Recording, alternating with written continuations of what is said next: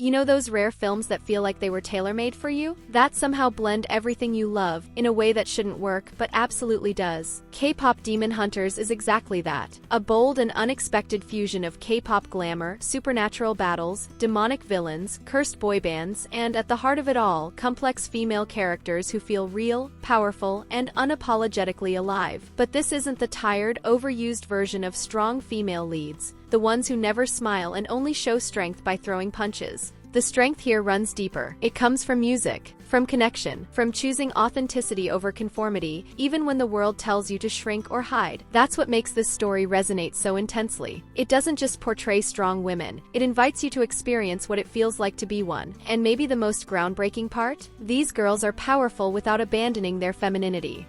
Not in a shallow aesthetic way, though yes, they wear glitter, rock vibrant hair, and strut in heels, but in a way that embraces the full emotional spectrum of being feminine. They're expressive, stylish, warm, fierce, vulnerable, joyful. They dance with fire in their eyes, joke between battles, and never feel the need to tone themselves down. Their femininity isn't a contrast to their power, it's part of what makes them powerful. This film doesn't reject softness as weakness. It redefines it as strength. Let's start with the foundation of the film, the Huntrix. A trio of standout idols, Rumi, Mira, and Zoe, living a secret double life as demon hunters. The concept alone is captivating, but what truly stands out is how each of these characters is crafted with depth and honesty. They're not copies of each other. They have different strengths, struggles, and ways of standing out. And instead of flattening those differences, the film leans into them, turning individuality into the group's greatest asset. Take Rumi, for example. She's a natural leader, focused, disciplined, always in control.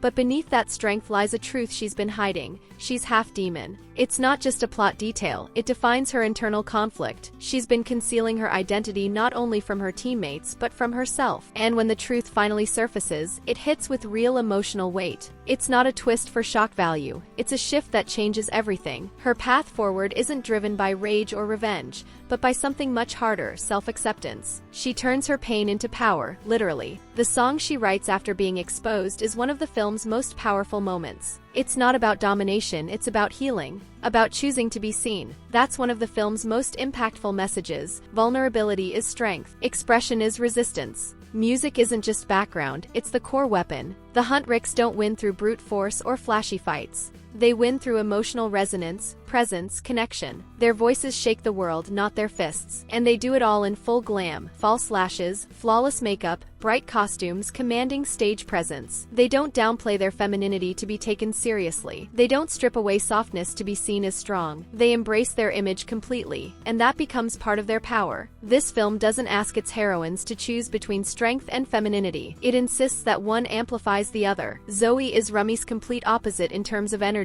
Vibrant, expressive, and effortlessly spontaneous. She brings lightness to every moment, the kind of presence that lifts the group and makes everything feel more alive. But the film never downplays that. On the contrary, her brightness is essential. It's what keeps the balance. And that kind of emotional strength is real. Facing hardship with humor, staying hopeful when things get dark, showing joy despite fear, that takes a different kind of courage. And the audience feels that deeply. Then there's Mira, the quiet force of the trio. Tough on the outside, but full of unspoken care. She's not someone who wears her heart on her sleeve, but her presence is constant, grounding. She's the one who steps in, protects, supports, often without a word. Together, the three create a powerful dynamic, three distinct expressions of strength, identity, and resilience. Each one valid, each one unforgettable. And beyond the action and the music, the film dares to tackle weighty issues under the surface of its pop style. One of the most striking is its take on idol culture. From the outside, being an idol looks like a dream, fame, spotlight, admiration. But underneath, it can feel like a cage. There's pressure to be flawless at all times. No mistakes, no weakness, no cracks. The film captures this in a quiet but impactful way. When Rumi hides the demonic marks on her body, it's not just about a secret,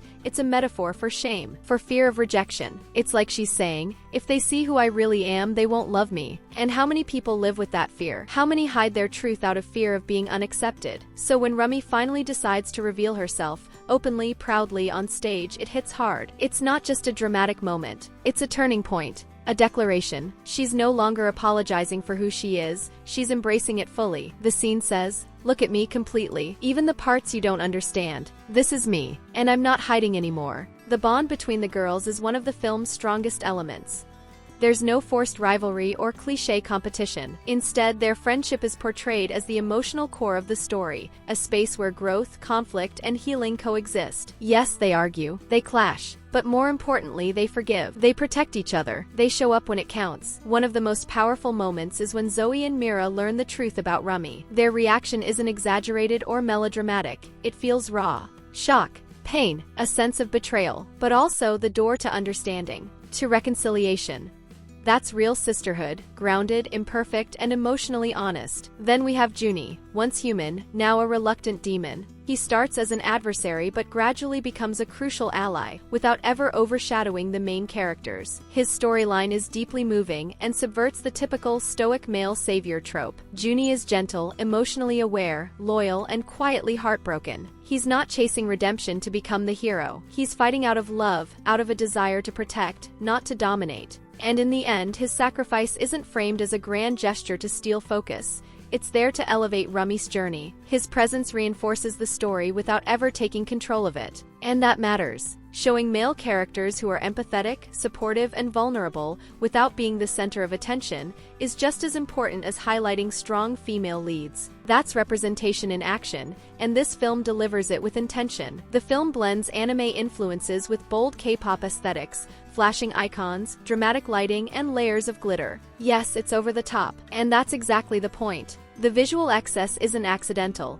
It's a deliberate stylistic choice that reflects the universe the story belongs to. It's part of the film's DNA. It embraces everything that makes pop culture magnetic: the emotional pull of idol fandoms, the intensity of choreography, the manufactured perfection, the obsession. Even the villains are a demon boy band, and it works brilliantly. You catch yourself rooting for them, despite knowing they're the enemy, because the film nails what makes charisma so dangerous and addictive. All of this is held together by a soundtrack that lingers long after the credits roll. The songs aren't just catchy, they're meaningful. Take Shine, for example. It's more than a track, it's a statement about not hiding, about owning your scars, about reclaiming the parts of yourself you were told to erase. That song encapsulates the entire message of the film in one emotional hit. K-pop Demon Hunters delivers more than stylish entertainment. It offers a new blueprint for telling stories about women without falling back on outdated formulas. It proves that strength doesn't have to look cold or hard. It can be elegant. It can be joyful. It can sing, dance, wear heels, cry, love, and still be unstoppable. This film is a milestone,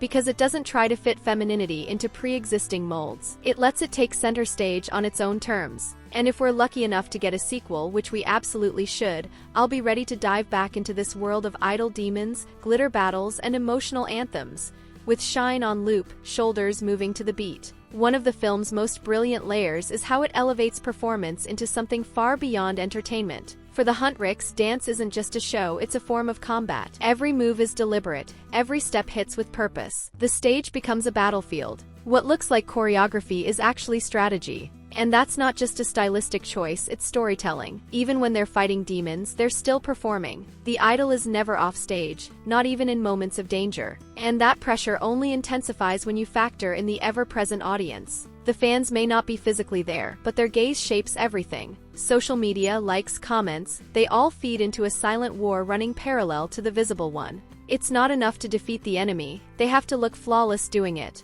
To be an idol means carrying the constant weight of expectation, to inspire, to lead, to never fall apart. Because any crack in the image could mean rejection, cancellation, or invisibility. The film captures this perfectly. The real threat isn't always the monster on the screen. It's the fear of losing control under constant scrutiny. That's why every performance, every song, every fight carries deeper weight. This isn't just about power, it's about identity. They fight not just with strength, but with presence, with vulnerability, with expression. And that turns the stage into something far more dangerous, an emotional battlefield where simply being seen becomes a radical act of defiance.